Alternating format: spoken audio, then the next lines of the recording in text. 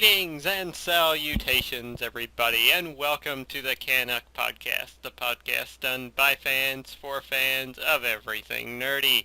And just like a runaway skidoo without its driver, it's either going to be extremely funny or just a runaway disaster. And joining me this week on the program, it's from the House of Rage himself, ECW James. Oh, you almost botched that one hard. That's what I do. How you doing today? I'm good. A little frozen though, but otherwise pretty fine. I wish I could say that. It's a beautiful sunny day here in California. It has been minus 29 with the wind chill today. Ugh. That's Celsius. Celsius, oh God. Yeah. I'd feel for you, man. I'd feel for you. Otherwise, yeah, pretty good. So. Oh, at least you're inside. Yeah, exactly. Now I am. Not so lucky earlier when I had to go to work, but oh well. Before we get too far into this, did you remember to turn the volume down? Yes I have. So, the audio should be okay this week. All right. Didn't mean to throw you underneath the bus. It's just I honestly just remembered. That's fine. I thought about it just before we started, actually. Excellent. Yeah. We've got one hell of a show this week. We've got a couple of trailers to talk about. We've got a slew of news stories because we didn't have a show last week. We have a brand new segment that we're going to be introducing. Uh-oh.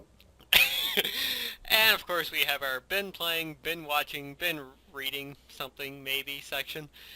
Shameless self-promotion, and I did send a little tweet out on Twitter asking for questions, so maybe we'll get some there this week before we reach the end. Hopefully. Yeah. But anyways, let's get started on this show with a bit of trailer talk, and the first trailer we have to talk about is probably the last trailer for this movie before it releases, and that's Avengers Age of Ultron trailer number 3. Sorry. This trailer probably has the best representation of the movie so far. I mean, the first two that we got, which were, well, pretty much the exact same trailer, to be honest. Kind of disappointed with number 2. Yeah, one extra scene added, whoop-de-doo. Yeah. But the first two were kind of like, set a really dark tone to it. This one has more humor to the trailer. Yeah. And, kind of gives you a better look at Ultron, kind of gives you a bit more of more understanding of his mindset. Yes, even though I just said it's filled with humor, the first couple of quotes we get from Ultron are incredibly dark. Incredibly dark. Just to quote him, he starts off by saying, "I was designed to save the world. People would look up to the sky and see hope." Little pause, showing the first version of him lighting up, and he goes, "I'll take that from them first." As a comic fan and a fan of Ultron in general, that alone confirmed to me that Joss Whedon will be doing the character justice. Oh, yeah. Because that was, that was Ultron in a nutshell in the comics, to be fair. True. And honestly, I was never really worried because, Joss Whedon, he's a great character director. Mm-hmm. All of his villains are believable villains. I mean, even going as far back as the Buffy TV series. Mm-hmm. I mean, honestly, who do you remember more from that series? The villains or the heroes? The villains, for sure. Yeah. That, and he wanted to do Ultron in this one. Like, he's quoted several times when he was approached by Marvel. He was like, okay, Loki in the first one, but we have to do Ultron in the second one. Oh, yeah. And it's going to be awesome. Yep. What was your, favorite part from the trailer? Hinting at the relationship between Bruce Banner and Black Widow. Yeah, that's something we really haven't seen in the comics either. Which I think it's a great idea. Mm-hmm. You know, what else? I was going to say something else, but my mind just went blank. How about the money shot? Oh, yeah, the hero stand at the end. No. Oh. In about the middle of the trailer with the Jeep, like it crashes, Black Widow's flying off about to do a ninja kick, Hawkeye's like pulling back the arrow. Team shot. Okay, yeah. Yeah. The splash page. Exactly. Oh, man, that's good. Even though I've seen a meme and they took the scene from the first Avengers where Captain America's addressing everybody and he turns to Hulk. And he's like, all right, Hulk, when I say go, you take the selfie. 3, 2, 1, go, and it's that picture. Because the way it is that they're holding the camera off to the side. It does. Oh, man. Yeah, we got to see quite a bit more action into this. We got to see a little bit more of the Hulk versus Hulkbuster armor into this, going up the side of a building this time. Oh, God, that fight's going to be good. Yeah, and the thing is, we've seen a fair little bit of that, but I'm sure there's plenty more to that fight, because just like the first Avengers movie, the trailers we thought showed a lot, but there was a ton they were keeping that they left out. Dear God. I mean, that's... Well, Josh Whedon, he knows how to tease people the right way. Mm-hmm. Unlike some other movies that have, all the best stuff in the trailer. Yeah. Which has kind of always been a problem with Hollywood, in my opinion. But, he knows how to, it's like, okay, I'll show you some good stuff, but it's not going to be the best stuff. Exactly, yeah. I think Marvel in general does that well, though. That they do. But, oh, man, what part did you really get your attention? One moment in particular with Captain America where he's running up trying to prevent a car from falling out over a bridge. He grabs the bumper, but it breaks off and the car just falls. Like, that's a rough moment to watch, because that's like the one thing Cap really fears, like not being able to protect or save somebody. And my question is, how tall was that bridge? Yeah, it looked like a pretty damn tall bridge. Like, seriously, I mean, starts going off the edge. You see the room. I don't know if they were just like houses. I know that fight's supposed to take place in South Africa. Mm-hmm. So it could be like just a shanty town underneath the bridge, but it looked too neat and narrow. Mm-hmm. It could be in Wakanda for all we know. Yeah, but it looked ridiculously high. Mm-hmm. Yeah, there's such a lot of moments in that trailer to get excited about. And it's just, what, a little over a month away now? That's it. I mean, April 30th, it will be out. I mean, May 1st, but April 30th for the early showings. Mm-hmm. Sooner out in Europe and Australia and all those places. Well, understandable for Australia because, 90% of everything there is trying to kill you. True. They usually get denied a whole bunch of shit anyway. Oh, I feel so bad for Australia. Oh, there's a scene in this game where they're using a needle. You can't play it now. What? Mm-hmm. So yeah, Avengers Age of Ultron, we are incredibly excited. We're so very close to that movie. Oh. We could probably dedicate a whole podcast to that movie alone. We probably will. Yeah, true. I'm working again now, so when it comes out, I will have money. Sweet. I might do a midnight screening. I don't know. It depends on how badly I want to nerd up, Mm-hmm. So yeah, we're extremely extremely excited about that, and we're also extremely excited about something that's coming out in, well, a little under a month right now. Daredevil on Netflix, and we got a brand new trailer. A trailer that has, like, oh my God. Started off focusing on Wilson Fisk, the Kingpin, doing Yeah. a little voiceover. And I like the actor they picked out. Mm-hmm. I mean, looks like he came straight from the pages of a Frank Miller comic book. Yeah, and his voice is kind of how I always imagined him. Mm-hmm. I mean, there was the 1990s Spider-Man animated series, The Amazing Spider-Man, where Kingpin was in it, but he had like this really aristocrat. He was like more aristocrat tone to his voice. Mm-hmm. You know, he was, very book smart, very well spoken. Yeah. Which really not the character because he's from the Bronx. Mm-hmm. He is a street-level thug who actually worked his way up to take over everything. Yep. And I liked his intro there, too, where he was talking, like, he wants to save the city as well. He just has a different means of doing it. Yeah.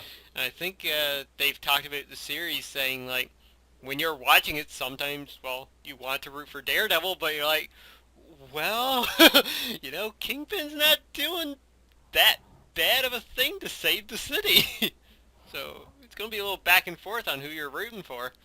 Yeah, I see it totally as the bad guy who, once again, good motivations. Yeah, he's a criminal, but he understands that if he's the most vicious criminal who takes over everything, mm-hmm. innocent people aren't going to get hurt. Mm-hmm. But it's that process of taking over everything, the war, the gang wars, the infighting, mm-hmm. that's going to be the bloody part. Yep. And speaking of bloody, good God, Matt Murdock was all fucked up. Mm-hmm. Showing once again, this is for the most part, Daredevil is a normal human being. Yeah, he's what was his strength and agility at? It's like Olympic level. I think so, yeah. I mean, the only thing he's really got going for him is his radar. Mm-hmm. Yeah, and physical strength and wise, he's probably just like a little above Black Widow, just because, of the human physiology. Yeah. And it's just, and that was another thing, another character reveal, Stick. Mm-hmm. Oh, the actor's good. Oh, Scott, I know the actor. He was oh, damn it. It's going to bug me. Hold on. Scott Glenn, I think. Yeah, it's something. Save me, Google. Yeah, Scott Glenn. Okay, there you go. He, 70s, 80s, kind of an action star. Mm-hmm. Been in a lot of great movies, Silence of the Lambs. He was in Sucker Punch, Bourne Ultimatum, Bourne Legacy, Hunt for Red October. Okay. Just to name a few. He's 74, and he looked perfect. Mm-hmm. And just, oh my God. And plus, we were talking about this before, the hint that it is going to be in the same universe. That very last scene, yeah. Yeah. Or just some guys like, why do you guys keep getting your ass kicked by him? It's not like he has a magic hammer. It's not like he has a mechanical suit of iron. Speaking of botches. Yeah, I know. It happens. But yeah, that was great. That was like the little subtle hints that we need. Kind of like what Agents of S.H.I.E.L.D. has started to do, where it's just like, oh yeah, by the way, the Avengers are name dropped or something like that. Nothing too big, though, or pushed in your face. Yeah, it's not like, here's Captain America. Mm-hmm. Even though he should be on an episode or two. Yes. Which reminds me, I do remember reading somewhere that pretty much everyone that's been in the movies like, yeah, I wouldn't mind being on the show. Mm-hmm. Which they need to get on that. Seriously. yeah, this latest trailer for Daredevil, man, wow. Just like everything, we got little quick glimpses of the accident that gives him his powers, and like you said, getting his ass kicked, kicking ass, and Yeah. And I love the fact that they're starting with the Frank Miller. In the Frank Miller take on Daredevil, he, for a majority of the series, well, the beginning of the series, he didn't wear the Daredevil costume. mm-hmm. He wore that black sweater, black slacks, and headband. Mm-hmm. And he does eventually do it, and I remember reading that the costume will be showing up Mm-hmm. at some point, but not just yet. Yeah. I think they'll pull Smallville and have him wear it on the final episode. And then we go into season 2. Well, we wait a couple of years and we get the Defenders. Well, not that long. Defenders are supposed to, well, what was it? Hero Wink. I think of Luke Cage. Yep. Luke Cage, Iron Fist, and Jessica Jones. That's supposed to be starting later this year or next year? I forget. Jessica Jones starts filming, I think later this year. I think around the summer they start shooting that one. So that'll maybe drop in December, but we're probably looking like a year away. Like, I think they said it's going to be about a year apart for each of them, so. Depending on if Daredevil's well accepted or not. Mm-hmm. Which I honestly think it will be. Yeah. Netflix does good shit, man. Yeah, they're on it.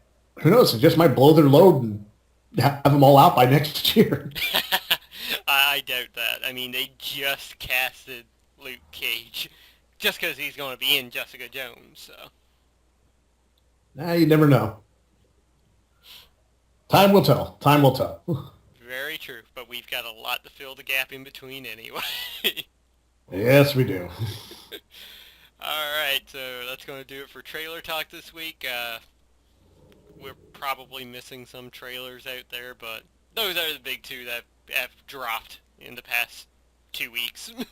Yep, the ones that matter to us. Exactly. Alright, so let's move on to the news stories. And I'll let you take the first one. All right. Well, y'all wanted it. Y'all gonna get it. Rock Band 4 announced for the PS4 and Xbox One. The band's getting back together, and including your old DLC. That's right, folks. Rock Band 4 will be released this year on Xbox One and the PS4. Longtime series developer Harmonic Music Systems have announced, when we stopped developing Rock Band 3 back in, 2010? Yeah. 5 years. Wow. That's a long time in video game years. Clip the market needed a break. Yeah. Yeah, it needed a break. Come on, DJ Hero. Remember that one? Oh, yeah. Harmonix. Don't forget. Yeah, everyone wants to forget. Harmonix Chief Creative Officer Alex Ripoulos, I'm probably slaughtering that name really bad, told IGN, but since we've been paying close attention to what our community has been saying about it, there's been a steady growing a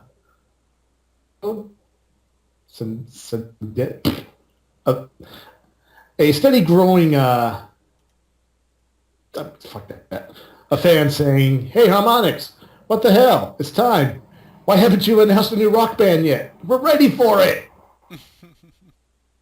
So yeah, we're going to be getting a new Rock Band. Mm-hmm. Yay. Let me see if it's good. Instruments. I am looking to see if there's a date. I don't think so. No, but they'll probably, it says later this year, isn't it? Yeah, later this year. I mean, I'm sure they just have to upgrade a few things, get some new music licenses, which is this day and age a big deal. Mm-hmm. But yeah, new Rock Band. I wonder what the new controllers are going to look like. That will be interesting. The fact that they're like bringing things back from, I think they said they didn't want to really like do the whole teaching thing anymore. They just wanted to go back to the fun original aspect. So Yeah, I mean, it did get killer, especially with the whole rock band setup with the drums, the guitar, bass guitar, Mm-hmm. and then the special microphone so you can sing along. And then, of course, we talked about DJ Hero, which actually had a DJ record stack.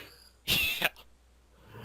Which I actually saw at the local thrift town for $5 the other day. Oh, Jesus. It's like, oh yeah, this was received well. Yeah, I think the PlayStation Move did better. Oof. Ouch. So yeah, Rock Band 4 later this year. Not really excited, never really my game, but hey, Yeah. I'm all for innovation. Yeah. For those who like it, enjoy having more plastic instruments to clutter your living room. Oh god, that's true. I only really played one Rock Band game to extent, and that was the PSP one. Mostly because I could download Still Alive for free. That doesn't surprise me. Alright, so let's move on to our next story here. Everybody's been wondering when the next PlayStation 4 update was going to drop, and we finally have some details. From the PlayStation blog via Scott McCarthy, we have PlayStation 4 Update 2.5 Yakamura Preview. And included in this update, we will have some of the... we will have Suspend/Resume, which will be supported by nearly all PlayStation 4 titles, which was a feature that was talked about way back at the PlayStation 4 reveal event, where you could hit the PlayStation button, go into rest mode, and then when you power your console back up again, you could continue your game right where you left off. No loading up the game, loading save files, none of that. Oh, that's cool. Yeah, that is a really nice feature to finally have coming. Next to that, the other features include sub-account to master account upgrade, Facebook friend search, remote play and share play at 60 frames per second, accessibility options. Yakamura introduces a wide variety of options to make their PS4 entertainment experience even more accessible. Options include text-to-speech, enlarged text, bolder fonts, higher contrast UI, zoom for displayed pictures, invert colors on screen, and more. Users will also be able to reassign buttons for the DualShock 4, making it easier for users with limited manual dexterity or limited reach and strength to play.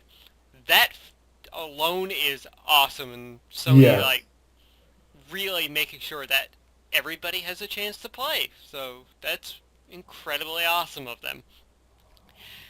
The one feature I am most excited about, trophy improvements. Of course. We have received a ton of feedback to improve trophies. In Yakamura, a screenshot will be automatically captured at the moment a trophy is earned. I'm hit or miss on that. That's going to take up storage in my opinion. Yeah. Making it easier than ever to share your greatest gaming moments with your friends.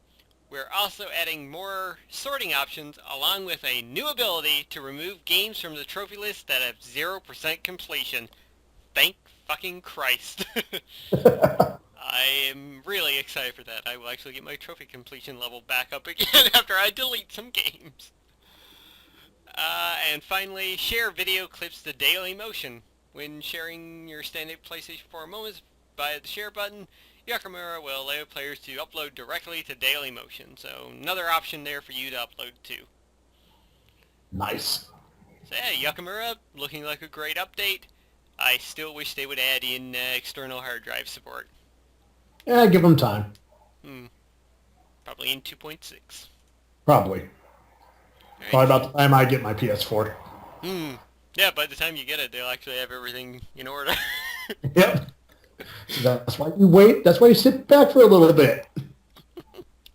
Let the issues get taken care of. Then you go in. Smart man, smart man. Alright, you have our next story, one of which our friend Big Boss is really excited about. He's excited. I've been... Metal Gear Solid 5, the Phantom Pain release date revealed. And guess what? You'll be able to play it on Xbox One, 360, PS4, PS3. Oh, God. And it gets even better. September 1st. Woo! Here. And the PC release is going to be 15 days later. Yeah. It's kind of fucked up. Yeah. But it's going to be through Steam, so you can just download it. Mm-hmm. But the problem with that is you won't be able to get this sweet... I was looking at this, the collector's edition. Oh my God! I normally don't get excited for stuff like this, but I was looking at this. I was like, oh my! The Metal Gear Solid 5 Collector's Edition comes with tons of extra physical and digital content. The tangible goods are listed below: half-scale replica of Snake's bionic arm, collectible steelbook, behind-the-scenes documentary and trailers, Blu-ray disc, a map, actual map, and exclusive packaging, which looks like the Diamond Dogs. Nice. Very nice. And then there's all the digital stuff, weapons packs, cardboard boxes, Snake's costume, Venom Snake emblem, and people riding skateboards right by my window. Metal Gear Online XP boost. I'm not too excited about that. MGO items, just... I'm just looking at that bionic arm, and I was like, I want that. I want that. And honestly, September 1st, it's a ways off. Well, it's a ways off, but at least they're not rushing it out. Mm-hmm. Like some other company, EA. Hey, come on. They delayed Hardline. You got to give them that one. Yeah, only because they realized they fucked up with Battlefield 4. True. I mean, well, not just Battlefield 4, pretty much all their releases. Mm-hmm. Especially a certain Assassin's Creed. That's Ubisoft, though. And it's still through EA. No, it's not. But it's not? Nope. I thought EA had Assassin's Creed. Well, I just botched again. It had the little botch counter in the corner. But yeah, so I'm... Oh my God, this is just sexy looking. Yeah, it is a very nice collector's edition, and it's not too bad on the price point either. What's the price? I don't think I saw the price on it. I'm not sure about US. It's probably cheaper there, but here in Canada, it's $129.99, I believe. Oh, that's not bad at all. No. Even if you don't convert, I mean, considering everything you're getting, I mean, the collector's, the fucking replica alone, it costs that much. Yeah. But of course, these are going to be in limited numbers. And, sad. And you're going to have to act fast, so get your orders in, folks. Well, I'm sure it'll be less rare than an amiibo. True, which is a problem I'm not going to have. $124.99 actually for Canada. And given that the normal game is going to be priced at $74.99, yeah, it's not bad to get the collector's edition. Not bad at all. Yeah, I'm mildly excited. I probably will hold off on day one, though, simply because... It's day one. Yeah, never do day one. Yeah, that and just the fall right now is kind of blocked for me as it is, just with, like, JRPGs alone. So, Persona 5, that's my fall. Persona 5 and Disgaea 5. So... yeah, but I'm looking at it like this. There's multiplayer on this, right? Like co-op? Yep. I'm not sure how the co-op works, but think about it. All three of us, you, me, and Big Boss. And I'm sure Izzy as well. Oh, yeah. Oh, my God. We could just wreck this game. Just go in like the fucking regulators. Game won't know what hit it. Of course, I'm sure there's like a Japanese or South Korean team already set up for this. Yep, they're training just by watching videos. constantly, just over and over, and playing all the other games all over again. Studying each and every frame. Oh, boy. Get paid some pretty good money just to play video games over there, so... Mm-hmm. Not gonna lie, a little jealous. Yep. Oh, man. But yeah, the Metal Gear Solid 5 is looking great. That's a great collector's edition, and it's out at a pretty good time of the year, too. Yeah, just before the big Christmas rush. Yeah, because as we all know, October, November, those are disaster zones where everything else comes out. So, releasing in September, they're probably going to stay clear of the other big things, but at the same time have a good open market for themselves. Because I'm not sure if there's anything else releasing on that day. Fill the gap while I'm searching. Show me the kitties. Right now. That's what September. Oh, the only other game that's scheduled to release on September 1st right now, which probably will get pushed back or something, is Mad Max. They're doing a Mad Max game? Yeah, the guys from I'm not sure if it's a direct movie tie-in, but it's being done by the guys at Avalanche Studios, who did Just Cause 2. Okay. There's hope. Mm-hmm. It's just, if it's a movie tie-in, You never know. yeah, there's rarely a good movie tie-in. True that. Alright, so that's going to do it for our big stories. Alright, and this week we are introducing a new speed round where, a lot of times we get a whole bunch of news that we can't cover, so we're going to just go over a few quick things right now. Magicka 2 hits the PlayStation 4 on May 26th. GTA Online Heist are now out. The Rockstar servers are gone to shit, though. Yep. Goat Simulator arrives on Xbox One and Xbox 360 this April. Jason Voorhees has been announced for Mortal Kombat X. Octodad, Deadliest Catch is coming out for the Xbox One and the Wii U. And Titanfall 2 has been confirmed and will now be multi-platform on PS4, PC, and the Xbox One. Meh. Yeah, that's why I thought I could be not excited about it now on PS4 as well. I mean, it's Call of Duty with robots. Mm-hmm. So, yeah, a few cool things there. Magicka 2, looking forward to that one. Jason Voorhees in Mortal Kombat. I just think that's funny because we're recording on Friday the 13th. Mm-hmm. It was announced today, too. I'm sure they had that planned for a while. It's planned, yeah. So that's what? A Predator, Jason Voorhees... And rumored Spawn. And including the Cage family. Mm-hmm. Yep.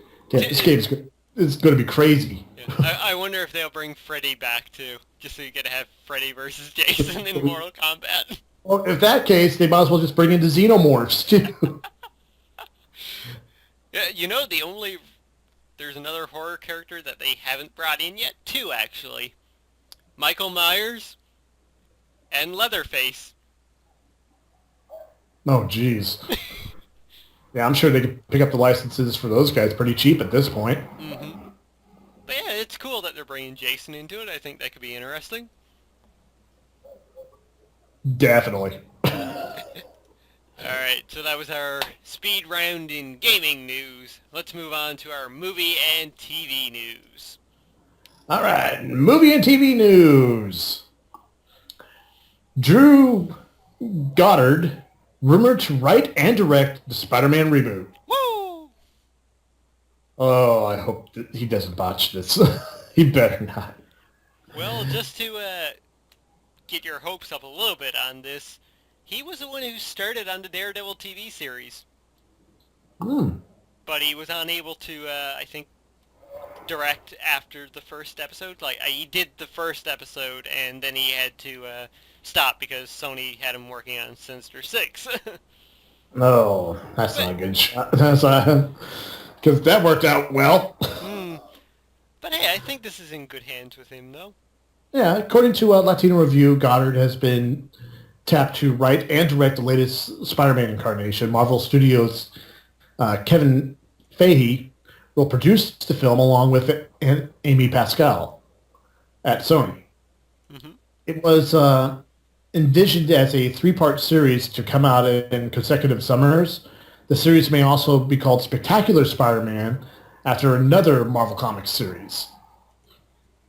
Mm-hmm. Let's see.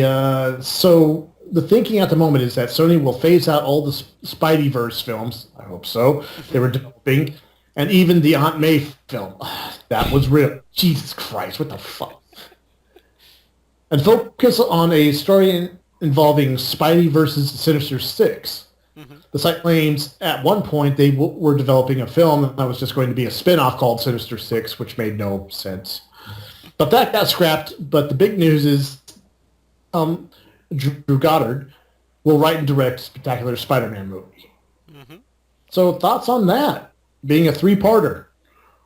Yeah, that is interesting. I mean, if they're going to allow him to do a 3-parter, like just doing it now, it's going to be good because he'll be able to like plan out what he wants to do. It just won't be, first one's pretty good, second one's amazing, and the third one is just a pile of crap. He might actually have the ability now to actually plan everything out in a nice, well-done arc. Yeah, especially with Kevin Feige, backing him up. Mm-hmm. It's like, hey, no, we want this to actually look like the comic book character, not some Power Ranger reject. Yeah. I was just looking through his IMDb page here, and this might put you to ease a little bit. Director, he only has 3 credits. 2 of them are the untitled Spider-Man reboot and Sinister Six, but he did The Cabin in the Woods, the 2012 movie. Oh, I love that movie. And writing-wise, he has done 5 episodes of Buffy the Vampire Slayer, 5 episodes of Angel, 5 episodes of Alias. He wrote Cloverfield. He did 9 episodes of Lost. He did Cabin in the Woods. He did World War Z. Okay, you can... One botch, okay. Daredevil. That wasn't his fault. That was the studio. Mm-hmm. Yeah, as for Daredevil, he developed 13 episodes he helped develop, but he writ the first 2 episodes. And apparently he's writing an untitled Cloverfield sequel, Robo-Apocalypse, as well as the 2 other Spider-Man movies we mentioned. So he's done quite a bit.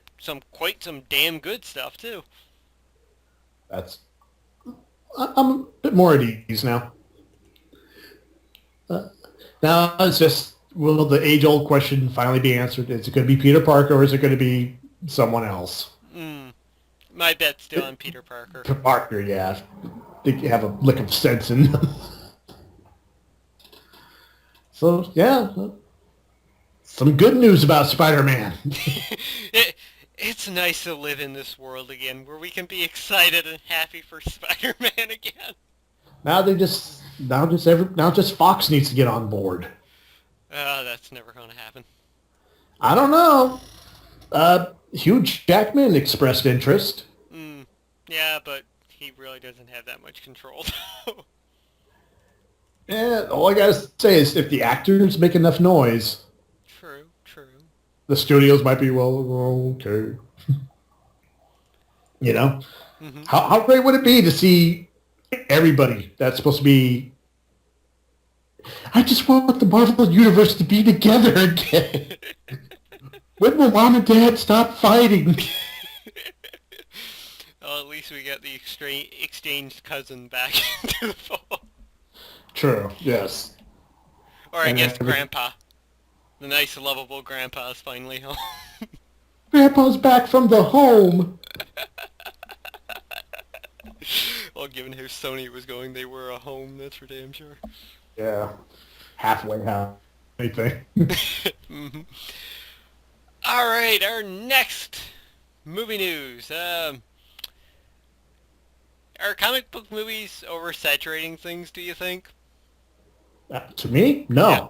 No, exactly. Not to me either. And, well, we're getting some more because Valiant Entertainment has signed a deal with Chinese-based DMG Entertainment to turn their comic book properties into movies and television.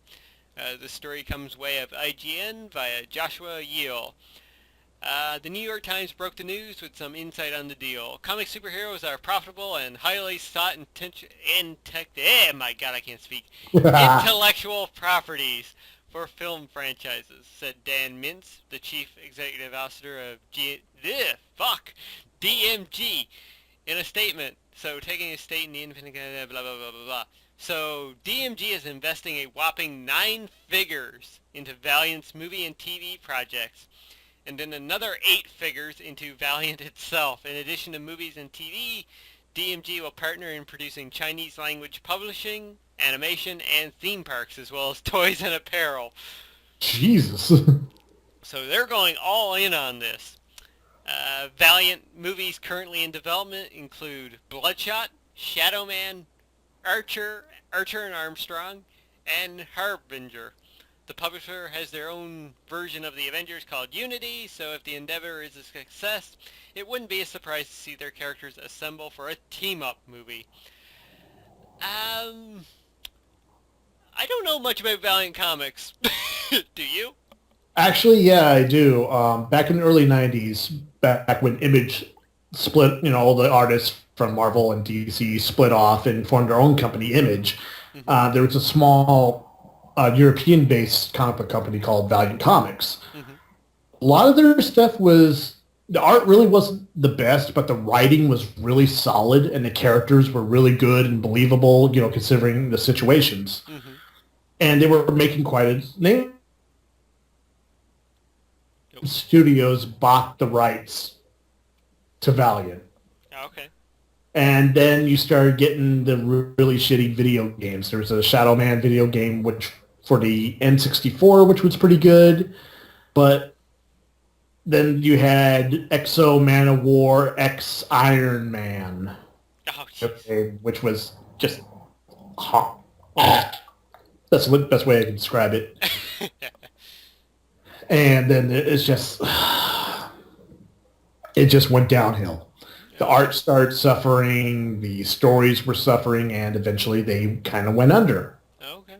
Until recent years, where they were able to get the properties back, and they kind of rebooted everything. Okay. Some people say it's not as good as it was back in the day. Some people think it's great, Mm-hmm. But I honestly didn't know they were still around until the story first popped up. Mm-hmm. Even then, I was just like, really? Yeah, that seems to be like somebody just grabbing it for a property to try and follow in Marvel's footsteps again. Yeah, I mean, it could be good. I mean, I do remember like a lot of the earlier Shadow Man stories were just very well done. Mm-hmm. I mean, the art wasn't the best, but everything fit well. The art actually complemented the type of stories that were being told in that. And it's just, like I said, after Acclaim took it over, it just went to shit. And then they had their big crossover event with which made no sense whatsoever. Mm-hmm. And From what I've been reading, too, a lot of their characters are like anti-heroes as well. So that's going to set them apart from like both Marvel and DC. You got to remember, it was the 90s. Yeah, that is true. It had to be edgy. Everybody had to be edgy with big guns and belts with patches. The only other thing of note here is that they say Bloodshot, a vengeance-driven super soldier with nanites in his blood that give him cool powers, is the first up to bat, with his film being co-funded and distributed by Sony Pictures and Neil Mort's original film, the later having produced the Fast and the Furious and Jump Street movies. So, interesting. Might be an interesting action movie. Mm-hmm. Yep. I have to say, I'm all for more comic book movies. Though, there is the concern that, things get a little oversaturated. Honestly, at some point, I think it will, just because, if you look at it, every summer there's going to be a huge lineup of hero movies. Mm-hmm. Jesus, just from Marvel and DC alone. Yeah. Not even including what Fox has up their ass. Literally. Fantastic Four. But it should be interesting. I mean, if the product's good, it could help. Mm-hmm. I mean, I would love to see like some more grittier, independent stuff done for like the direct-to-video market. Mm-hmm. You know, there's a lot of good properties out there that would make great little series. Yep. And then there's some that just, what the hell are they thinking? Mm-hmm. But time will tell. Time will tell indeed. All right, you've got our last big news story. Big to some people, I could care less. Supergirl cast Jeremy Jordan as potential Toy Man. Casting stories continue to pour in as The Warp reports that Jeremy Jordan, the last 5 years in Smash, has been cast as Winslow Windshot. Really? Windshot? A tech genius and superstar IT Wiz. It Wiz. Who works with Cora Zor-El, a.k.a. Supergirl. Fans may recognize Shot as the genius inventor called Toyman, a villain known for using toys in nefarious plans, and who used to murder children. Yeah, people forget about that. Jordan will guest star in the pilot with the potential to become a recurring character. He joins a slew of recently cast characters, including Melissa Benoist as Supergirl, MacLeod Brooks as James Olsen, Shyler Leigh as Alexandria Alex Danvers. What's the nicknames? David Harwood as Hank Henshaw.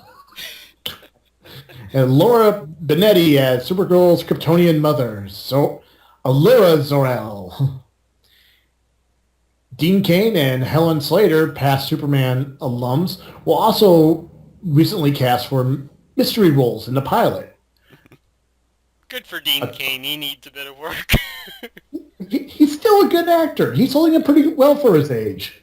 Mm-hmm. You know, he's late 40s, still in good shape. Mm-hmm. You know, just let the man act. As long as it's not a romantic Superman comedy. Lois and Clark had its good moments. It had its moments, but just in general, it's like, really? Now, something I wanted to ask you too. Have you seen what Supergirl is going to look like in the TV show? Yes, I have. I'm actually really impressed with the comic. I mean, with the costume. Mm-hmm. But the part that has me turned off, it's going to be separate from all their other TV series right now. Yeah, they said it still has potential to cross over, but yeah. They shot themselves in the foot with that. Mm-hmm. If they changed it, then I could be more excited for it, but mm-hmm. I still say they're going to find a way to do it because the CW is partly owned by NBC, so it's still or CBS, sorry, so it is still possible that it can happen. It's still possible. I mean, they're just the distributors. Mm-hmm. You know, the studios are the one that still has the full rights. Yeah. And I'm sorry. It's okay. Go back to sleep. I got a cat on my lap. Where was it? Oh, yeah. I mean, the moment they said that, I was just like, and I'm done. But, you know, they've done a great job with Arrow and Flash, Gotham. Gotham could be on its own. That's fine. Yeah, Gotham is on its own. But just the fact they want to build up this huge cinematic universe and they want to keep shit separate. Mm-hmm. That doesn't make any sense to me. Well, as things are going right now, the TV universe is still looking waves better than the cinematic universe. Yeah, I'll agree with you on that one. But time will tell. Mm-hmm. When we get those movies, Ben Affleck. Speaking of, oh my God! Oh, you see the tweet play that what's his name? The guy that's playing the Joker in the Suicide Squad. Jared Leto? Oh, yeah. Yeah, that little tweet exchange between him and Ben Affleck. I never saw that, no. Oh, God, let me see if I can find it. I thought you were going to refer to his little tweet showing him, like, getting his hair cut and facing away from the camera. He's starting to get into character. Mm-hmm. Okay, let me... go ahead and do your rapid fire while I try to find this for you. All right, so we have a speed round for movie and TV news as well. First off, the first Star Wars standalone film has been announced, and it will be called Rogue One. Rian Johnson, the guy who did Looper, has been confirmed to write and direct Star Wars Episode 8, so expect Bruce Willis to come back from the past somehow in that one. That'd be awesome.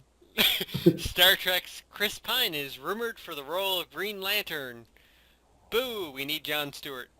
The character Jon Stewart, not Jon Stewart the comedian. No, I thought Jon Stewart as a Green Lantern. That would be hilarious. Let's get Seth Rollins as Sinestro while we're at it. Nuts. Zoolander 2 is real and will be releasing February 12th, 2016. I pity that because it's going to be up against Deadpool, but I will see both films anyway because the first Zoolander was amazing. And finally, Sony shooting themselves in the foot a little bit, saying, oh, don't worry, we're doing a female Ghostbusters, but we're also going to do a male Ghostbusters movie as well, and it will star Channing Tatum, and the guys behind The Winter Soldier, Joe and Anthony Russo, will be making it, apparently, rumoredly. Yeah, actually, I'm glad you brought that up. It's actually supposed to be a spin-off. Like, it's not going to be the Ghostbusters males, old men, because, well, the first Ghostbusters was old men, but... No, it's going to take place in the same universe. It's going to have continuity with the first movie, with the remake. And it's going to be part of a larger franchise. They're looking to make TV shows, direct-to-video stuff, cartoons, toys. Like, they're getting ready to attack this big time. The return of Ghostbusters in force. Yeah. That's pretty great, actually. I miss Ghostbusters. A little worried about this, but still happy at the same time. So yeah, that does it for the movie and news roundup. Still trying to find it. Jesus Christ. Probably find it after we're done recording and send it to me then. I will. Alright, so that leads us into our brand new segment. Bum, bum, bum. Which is basically just a news story thing done in a different way. And that's our question of the week. And before we get started on this, I just want to say if you have like a big question to ask us, or if you do ask us a big question, that could be our segment, my God, I am horrible today. If you send us in a question that we love, we may use it for our question of the week segment. So there you go. If you don't send us in a question, we'll probably just make up one of our own based on something of the past week or just something incredibly random. So our question of the week this week. GDC this year once again was a big focus on virtual reality, and everybody from Sony, Oculus Rift, and Valve, they all had stuff to show off about VR. So the question is, are we excited or interested in VR? Personally... Oh, go ahead. I was going to say, personally, I'll wait and reveal my answer. Are you excited for VR, James? Yes and no. Because, number one, yes, being a sci-fi nerd and growing up hearing about, dreaming about virtual reality, seeing gaming getting to the point where something like this could be used properly. Yes, I'm excited about it, but at the same time, I don't want to shell out $500 for a peripheral I'm only going to use for one or two games. Yeah. You know what I mean? I mean, if as cool as VR sounds in theory, it only has a couple of uses. Yeah. But if it gets Well, to the point where we're using it for, like, communication purposes, like, just imagine this right now, like, we're doing this Skype call. Imagine if we both put on virtual reality elements and we were, like, sitting across from one another, having a conversation that way. yes, that would be cool. But at the same time, I also look at the downside of it. A lot of people don't leave their homes because of video games already. Hmm. Imagine what it's going to be like when you could just literally put on a headset and be somewhere else. Mm-hmm. I mean, there's already kind of a growing problem with that. I Mm-hmm. know in Japan in particular, it's a big issue with a lot of the otaku culture. Mm-hmm. And we kind of see it here in the U.S. I mean, you go on, like, for example, Twitch, and, there's people doing Twitch 10, 12 hours a day and nothing else. Mm-hmm. And, people don't say video games are addicting, but come on, man. Let's be realistic. They can be, yes. They can be. And, that's the video game aspect of it. But then there's, like, I also think about, okay, forget video games. Look at movies. Mm-hmm. How cool would it be to be in a virtual movie where you're, like, riding along with the hero of the main character, or in a drama where you can, like, walk around and look at it from all sorts of different angles. Mm-hmm. But then think about the porn, Of course. which one is like, okay, that's like, I have a hard time picking up on women to begin with, okay? I don't want to even put my mind in that type of mindset, Mm-hmm. where it's just, I just see them as these objects, but, I'm rambling. Mm-hmm. I'm excited about it, but at the same time, I'm wary about it. Same here. That's pretty much my thoughts in a nutshell. I mean, I'm really interested in, like, Sony's Project Morpheus. From the ones I've seen, it looks like the best one out of the bunch. It has, like, the best specs, I think, right now, but that could possibly change. I mean, Valve's doing one, so. Yeah. But yeah, I'm with you. I'm interested. I'm not excited, though. I haven't seen anything yet that makes me go, ooh, I have to have that day one. And, I mean, I'm in a situation where, like, I can't really go to a convention or anything and try one because there's none around here, so it's like, oh, I haven't experienced it yet, so I'm not going to just shove it off completely, but it's something I have to see to believe in order to really want it or be excited about it. Yeah. Like, I remember going to, before the conventions and CES stuff really started taking off, and, messing around with a quote-unquote VR headset, Mm-hmm. which was just basically two little screens in front of your eyes and really bad motion controls. Mm-hmm. It was very disorientating. It's kind of hard to focus in on stuff because, there's so much to take in. Mm-hmm. But it's even better. I've seen stuff now, like, for example, one of my favorite guys to watch, Markiplier, he does a lot of Oculus games. Mm-hmm. Well, they're really even games, they're experiences. Yeah. He just sits there and he looks around and shit happens and he reacts. That's really not a game. Mm-hmm.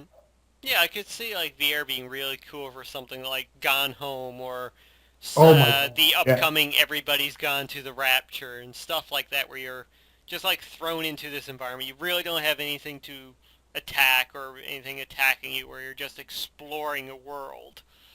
Like, that is really cool in my opinion, and that would be something I'd want to try VR for. Yeah, but at the same time, would it be worth shelling out $500-$600? Yeah. And let's be serious. This is going to be some really sensitive equipment too. Now, if it's setting me into maybe something like, say, Killzone, or trying to think of another big first-person type game. Oh fuck, Mirror's Edge in first-person VR. Oh, that's too much. That'd be too much. I got vertigo just playing the game. I don't even think about actually being in the game. Mm-hmm. Yeah, just like stuff like that possibility. For me, though, outside of gaming, I think holds the biggest interest in VR. Just like being able to travel to a place you've never been before. Say, like Ah, going into the Sistine Chapel and looking around from the safety of your home, or yeah. exploring Stonehenge, or anywhere else in the world you probably never would be able to travel to in your life. That's awesome. Yeah, like the pyramids of Giza or the lost cities down in Peru. Mm-hmm. You know, I'm never going to be able to afford to go down there. Yeah. And You know, VR can give you that experience, quite possibly. if you can afford it. Yeah. So yeah, that's going to be the big thing. Price point when these guys come out with things. Oculus is what, $3.99, I believe, or for the dev kits so far. I'm not sure. I think it's been around something like And that. they're constantly upgrading too, Yeah, so yeah. We haven't even gotten like a finished product from them yet. so for all we know, you could buy that and then be like, oh wait, guess what? Hmm. We've got all this other shit now. Yeah. And stuck with its older model. Hmm. I'm sure Valve, with the help of I think HTC, is helping them make their hardware. They might be the most like affordable of the bunch, though I Mm-hmm. think Sony's going to push hard for a very good price point because they've learned quite a lot. Right. So yeah, so Sony and I think Vive or Vive from Valve, those two might be the top contenders, even though Oculus right now, granted, has the most support going into it from game developers. Like, Mm-hmm. even though we say, like, is there anything to play, there is quite a bit for the Oculus Rift already. Yeah. But it's, from what I've seen, it's usually jump scare games or, Hmm. like you said, exploring games. Oh, I just had a thought from Sony. Imagine if they remade Shadow of the Colossus for... Oh my god. No, that'd be too much. or an Attack on Titan game. Oh, yeah, something where you're going up in high places, swinging around at the speed of sound. That'd be too much. And then a giant face pops up and eats you. Oh god. It better come with diapers. That's all I gotta say, because you will be crapping yourself when that happens. Or even most recent memory, a Five Nights at Freddy's game using VR. Oh my god. Uh, Too much. yeah. Granted, even though, like we were saying, we're concerned in that there is a massive, massive potential for VR, and it really is the next step, I think, in gaming. Yeah, it is. It's, like I said, it's really excited but cautious. Hmm. And then, well, we haven't really mentioned it, but Microsoft has their HoloLens thingamabob as well. Which, for those of you that want to still see what's around you, that's probably going to be the better option. Though I think, in the end, probably has less potential than the actual VR headsets. Well, I think it's because it's less VR and more augmented reality. Yeah. It's like Google Glass extended. Yeah, because what was their big thing? You could play Minecraft on your coffee table? Yeah. That's what I want to do. I know, right? Oh boy.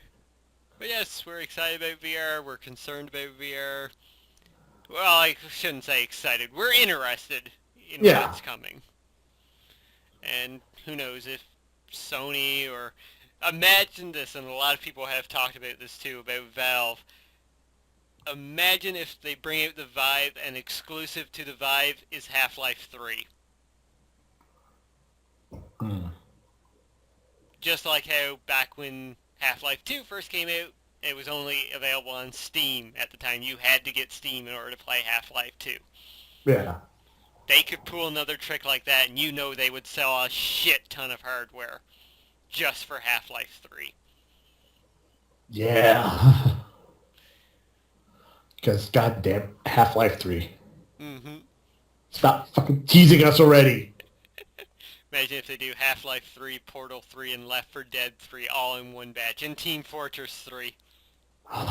I don't think people could handle it. The Orange Box 2. Oh, why? Heads would explode. Yep. I'm not sure what Sony would have to do. I don't know, first-person Final Fantasy VII Remake, maybe? No, they're going to keep teasing that Final Fantasy VII Remake.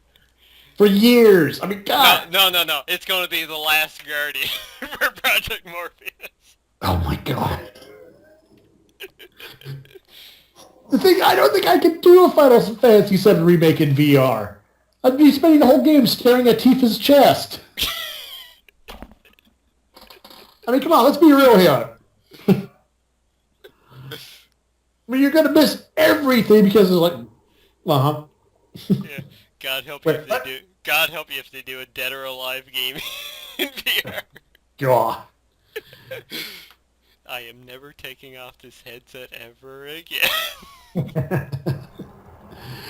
Oh, I look at, well, I don't know. Some of the Dead or Alive games get a little crazy with the jiggle physics.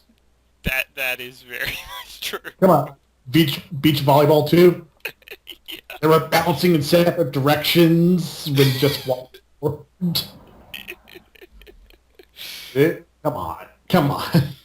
Oh God. Okay, let's move on into our second to last final segment, and that's our been playing, been watching, and been reading section. So James, what have you been playing this past week? Or past 2 weeks? Not much. I've been, concentrating on the job stuff, so... I have gotten my hands on a copy of Dragon Ball Z Xenoverse for the PC. It's interesting, but it kind of caps off pretty quick. Oh, yeah? Yeah, like go from having fun, reliving moments to doing a bunch of side mission stories over and over and over again just so you can grind up and level up so you can continue with the main storyline. Oh, okay. And there's really not... I mean, once your character is made, there's not a customizable features. Like, yeah, you unlock costumes, but you can't really change the colors of the costumes. Mm-hmm. Oh, that's sad. Yeah. Like, I thought, I was like, oh, cool, I'll be able to get the Saiyan armor, and I can change the colors. Nah. Colors are locked. The only is they do have certain ones you can change, but they're just kind of generic DBZ character costumes, Oh, okay. And they have male-only costumes and female-only costumes. And that includes everything, the gloves, the boots, like... Oh, one geez. thing, like one of the things my character unlocked was Chi-Chi's gloves. Mm-hmm. Like, okay, I can use those. Nope. Character's male. He can't use the gloves.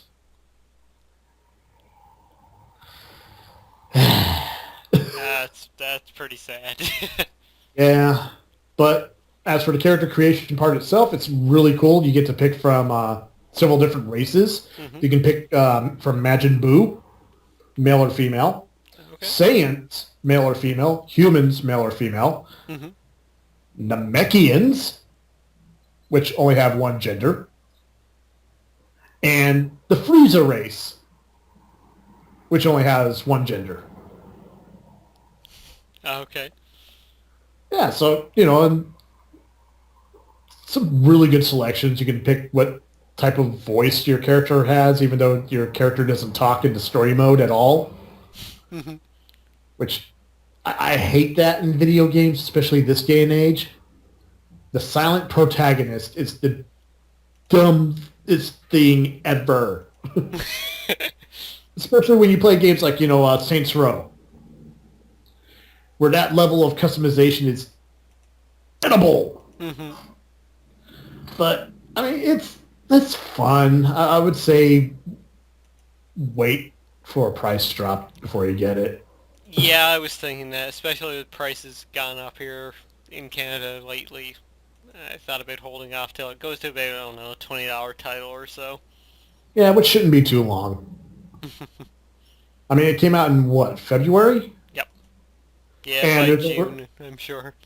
Yeah, by June, there'll be a price drop, if not sooner. Mm-hmm. But maybe May. Because, yeah, a lot of people, the core game is fun and entertaining, but there's that difficulty curve. Mm-hmm. Like when you beat one storyline, it's like, okay, it was hard, but manageable. Yeah. But when you try to go to the next storyline, you don't stand a chance. So you have to go and grind through all the little side missions to get enough XP to unlock costumes, to earn money. Mm-hmm. And it's a pain in the butt. Like I said, it kind of got old real quick. That is a shame. I'm pretty glad I didn't have to pay for it. It's nice to know people. Mm-hmm. Yep. But what have you been playing? I've got a full list here, actually. Some I've only dabbled in a little bit. Others I've played a lot more of. I've been playing through Tales of Heartsire on the Vita. Loving that JRPG a lot. Classic style action RPG. It's open world. I'm enjoying it. It's good for the Vita. I've also played Resogun on the Vita. I actually sat down one night and I actually managed to complete arcade mode in one setting for the first time in ages after, haven't done it in a while. Got 11 trophies in doing so. So, tells you how much I played the Vita version since downloading it. Great game though. Fucking Resogun is awesome. Dabbled in a little bit of GTA Online. Me and Big Boss were playing a few missions before the heist came out to level up our characters a bit. Played a little Kick and Finnick on the Vita as well, one of the free titles from last month. Mm-hmm. Pretty good game. It's alright. Not a big fan of it though. But the two big things that I've been playing, first off, Wolfenstein: The New Order. Holy shit, I wish I had played that game last year because that would have been on my top 11 list. Told you. Just How are you liking that story? It's damn good. Like I heard a lot saying like it was a good story. But I was like, maybe it's all right. How did they make a good Wolfenstein story? What? See, I told you when the Twilight Zone have we gone into? Just the fact that, like I said, I've watched playthroughs of it where the guys are always snarky and they were hushed. Mm-hmm. They're like, wow, gee, this guy is a fucking hero. Mm-hmm. He is and just, did you get to the, I'm in the camp now where you're undercover. Okay, was that before or... Okay, did you get driver yet? What's that?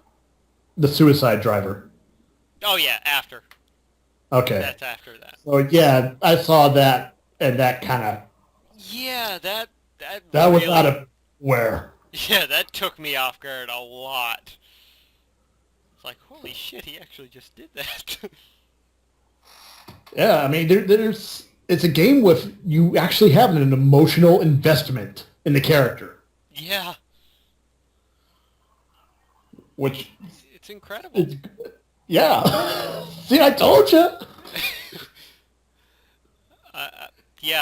Going into it, I knew it was going to be good, but wow, I did not know it was going to be this good. And I mean, I'm excited. After we're done recording here now, I'm probably going to go back and play a bit more before I head to bed, because One, I want to play more. Two, I have to finish it before Tuesday rolls around. So Yeah. How are you enjoying Hotline Miami 2? it is amazing. I mean, I love the first game. They have done it even better this time around. Like Really? yeah, the mask hold a whole lot more now in terms of like variety and what they can do. For example, the zebra mask can roll to avoid bullets and whatnot. Uh, What? Now, remember Tony, the tiger? Yeah. Remember how before you were able to use weapons with him? You can't do No. that anymore. You can only punch with him now. Oh my god. So that adds a level of difficulty with him. Still very, very much fun going around punching people. Oh yeah, that never gets old. Yeah. And the story's been pretty good so far. Really enjoying it, and it's bloody, and if you're going into this game, for the love of God, play the first game first, because this is exactly an extension of the first game, because the first level was insanely hard. Like, you got a little tutorial before that, which was kind of simple, but they don't throw you into the frying pan. They throw you right into the fucking oven, because, wow, the difficulty is insane for this one. It does not hold back at all. Yeah, everything I've seen of it is just balls to the wall insanity. Mm-hmm. No mercy. Oh yeah, there is. It does not know the definition of mercy. So I've been playing that. Really excited to get back into that more as well. I think it's going to be one of those games where I pick at every once in a while, and I need to get it onto my Vita too, because the Vita version was the only version I was able to really beat the first Hotline Miami on, and so far I've only been playing this one on the PS4. But yeah, it's great. It's awesome. Loving every single minute of it. Nice. Alright, so let's go into our been watching section. I really haven't been watching anything. Besides wrestling. And, yeah, that's about it. Like, I want to go see Chappie. I just don't have the money for it right now. Mm-hmm. Like, I really want to see it. I enjoyed that director's work. Mm-hmm. Even his bad movie, what was it, Elysium? Yeah. You know, even that was enjoyable to a degree. Enjoyable. Yeah. But, like, everything, I'm looking at your list, Mm-hmm. and I'm very jealous. Like, you know, I haven't watched Walking Dead since season 2 ended. Oh, ouch. I mean, I know it's good. Mm-hmm. Enjoy it. It's just, I don't want to invest the time. Does that make me a bad person? Am I a bad nerd because of that? Nah, you're just saving up to binge watch at a later date. Later date when I'm just like, fuck it. There's nothing else on. Exactly. The glory of Netflix. Yes, the glory of Netflix. Well, as for myself, as you alluded, I have been watching The Walking Dead.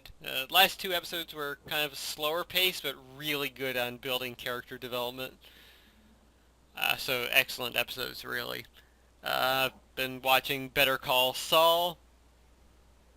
Absolutely amazing job they've been doing with that series. Like, if you loved Breaking Bad, you will love Better Call Saul. And the last episode focused on Mike.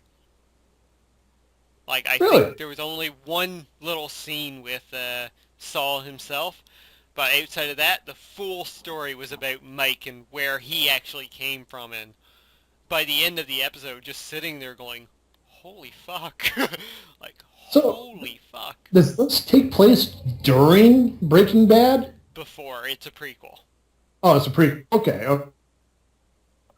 Because I talked to a few other people, and it was kind of a contradiction. Mm-hmm. Some people were saying it was a prequel. Some people were saying it's a sequel. Some people were saying, it takes place during the events of Breaking Bad. No, it's completely a prequel because Saul is not even named Saul at the moment. He's going by his original name.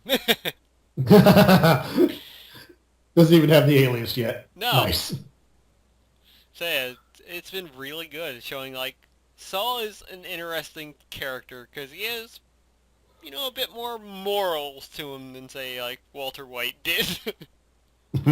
Walter just didn't want to get caught.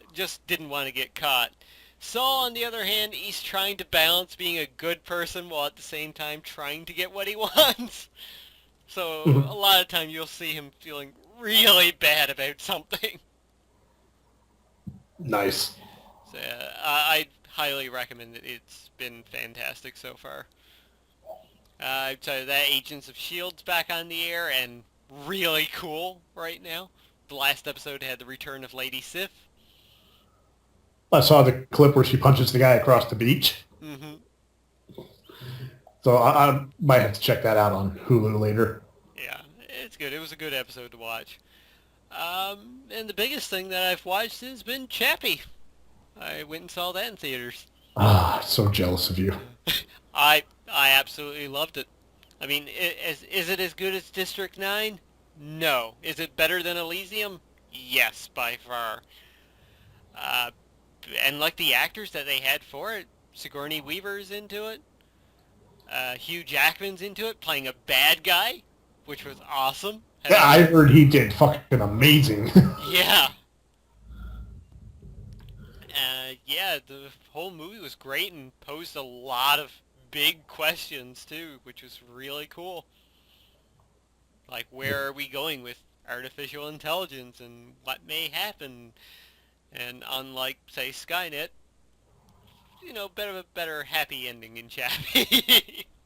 Yeah, not the whole, it's, you ever see the Animatrix? Yes.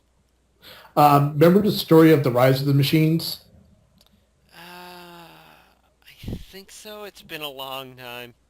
Yeah, basically it's how the machines became self-aware, but their first initial response to humans were, hey, let's just coexist.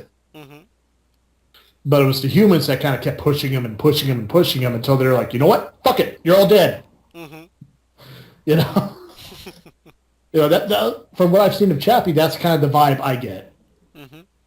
Yeah, it was good. I mean, it was fun because Chappie is kind of like, he starts off as a child in that mindset, mm-hmm. and he eventually learns and he takes on aspects of those around him, and lots of funny moments, lots of cool action scenes, and lots of like, wow, that's, really cool, just the way it was done and shot, and like I said, the questions posed by the movie and maybe where we're going in regards to technology and whatnot.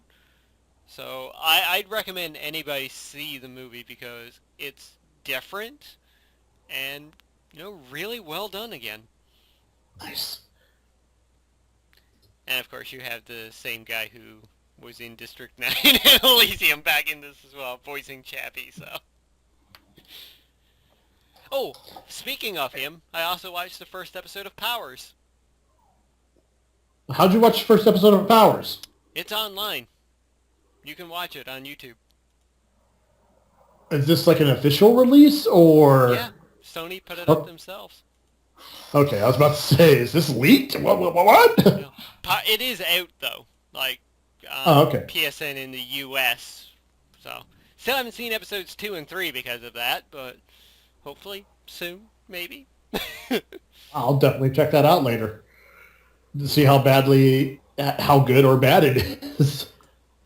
The first episode, it had a lot of strong moments, a little bit weak near the end, I felt, but it has a lot of potential, and from what I've heard, episodes 2 and 3 are extremely good. It is a R-rated superhero series, so. Oh, nice. Yeah, because I really wasn't impressed with a lot of the photos that were leaked. Mm-hmm. It's just like, wow, that's what they're calling a superhero? Like, what was it, the Hammer or whatever? I can't remember now. Yeah, a lot of the heroes are kind of generic, but it fits in the world. Mm-hmm. Yep. Yeah, definitely going to have to check that out. Mm-hmm. All right, and that pretty much does it for me because I haven't been reading anything. I need to get started on Ready Player One, but I still haven't found the time to do that yet. So, I know, so little time these days. Yeah. And this year is just flying by so fucking fast. Yep.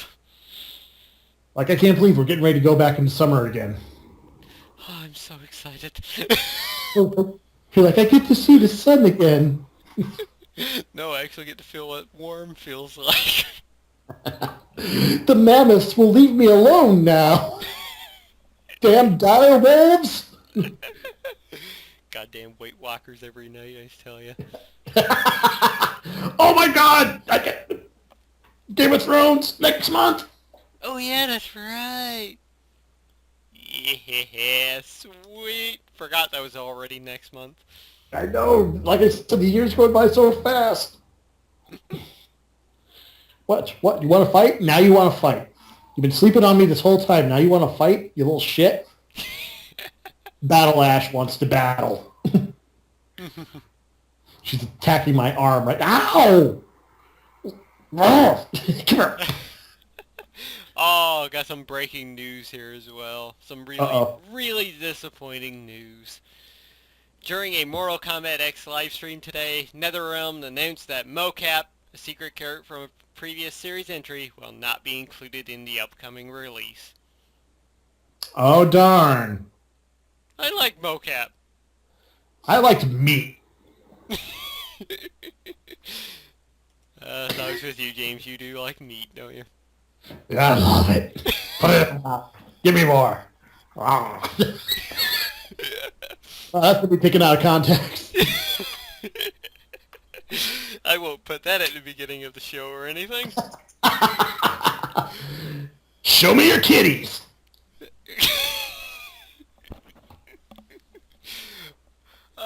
So, shameless self-promotion. Yeah, I'm taking a break from Twisted Souls right now. I'm going to get back to capturing next week. Mm-hmm. It's just there's a lot of stuff I got to do before I start. Season break. Mid-season break. Mid-season break. I got the new opening going on, which I hope people like. I know YouTube was kind of pissed off at me because I used a little too much of the song. I had to cut like a second and a half off. Mm-hmm. Just so legally I could use it. Mm-hmm. Jesus. Literally. 1.5 seconds I had to take off the song. 1.5 seconds. Then like, okay, you can use it now. Because I actually looked it up. Copyright song, as long as you don't exceed 30 seconds, then you're allowed to use copywritten material. But I give credit to the band, which is Austrian Death Machine, a heavy metal band. All their songs are based off Arnold Schwarzenegger movie quotes. The song I'm using is from Predator. If it bleeds, we can kill it. Fucking love those guys. But yeah, I'm going back into production on that next week. I'm trying to get some interviews together for the next international spot, which is going to be an add-on to our previous one. I'm trying to get some of the female wrestlers that I know all together so we can talk about it, because there's been a lot going on. Mm-hmm. Like, I thought we were just going to be able to do this, like, once a month after the pay-per-views, but looking at everything that's been going on with, like, the NXT controversy mm-hmm. with Bill DeMont. Yeah. And the whole Give Divas a Chance and the whole thing with Chris Dickerson powerbombing that, Kimber Lee into the turnbuckle? Never heard about that one. Google that. It's an independent wrestling thing. It's just how unsafe the guy was, but I don't want to go too far into that. I'm saving that for the show. Okay. But trust me, watch the video. You will be disgusted. Okay. As someone that trained myself, I was disgusted. It's like, okay, she's all right, but Jesus Christ, dude. So that's all I got working on right now. But you, on the other hand. Yeah. Well, most of it's just the usual for me. I mean, I did a live stream of Hotline Miami 2. That's up on the channel now. which I missed. Can't see them all. I got home and oh, son of a bitch. I might be doing another one in the near future, so maybe you'll be able to catch that one. Maybe. I finally put up a new episode of Hyperdimension Neptunia Rebirth 1. The game finally stopped crashing on me, so hopefully I'll be back recording episodes of that now every day. I'll probably be recording one tomorrow after I get off work for then, so that should be up by now when this podcast goes up. Right. Let's Experience, I took a week off this week. The last one I did was Let's Experience the Bridge. Really interesting puzzle game. And of course there's the February pickups video, and just before we recorded this podcast I put up my Vita collection video. So if you want to see me ramble on about Danganronpa and Persona 4 again, there's your opportunity. Oh my god. You madman, you. That's pretty much it for me. I'm going to try and stream a bit more. I did the Wolfenstein one. Final Fantasy Type 0 comes out this Tuesday. I'm probably going to stream a bit of that one when it releases as well. Oh, that sounds like it'll be fun. That pretty much does it for me. Man. Not bad, not bad. Mm-hmm. So, yeah, I got nothing else. Well, that's going to do it for the shameless self-promotion then. Questions and comments? We had none. But, we got the VR question. That counts. Yeah. Like I said, the new segment, putting into place question of the week, I thought that would be interesting to just generate some things like that. That's probably going to do it for this podcast. So, without further ado, did you want to take us away? Yeah. Actually, I'd like to get serious for a moment. The past few weeks, we kind of saw the loss of someone that kind of meant a lot to a lot of science fiction and comic book nerds in general. One, Mr. Leonard Nimoy, passed away. Mm-hmm. Man had a very good run. Mm-hmm. He, looking back at his career, he was mostly famous for just Spock, but just his support and love of science fiction in general, and the fact that he never backed away from anything, mm-hmm. Made him one of the most loved and respected, sci-fi actors out there. Yep. And definitely. He will be greatly missed. Mm-hmm. I like the last tweet he put out too was really something else. Just loaded it up here now. A life is like a garden. Perfect moments can be had, but not preserved, except in memory. Live long and prosper. I think those are good words to go out on. Mm-hmm. Ladies and gentlemen, on behalf of myself and Lord X here, thank you for tuning in to this episode of the CanUK Podcast, and we'll see you next time. Goodbye, everybody.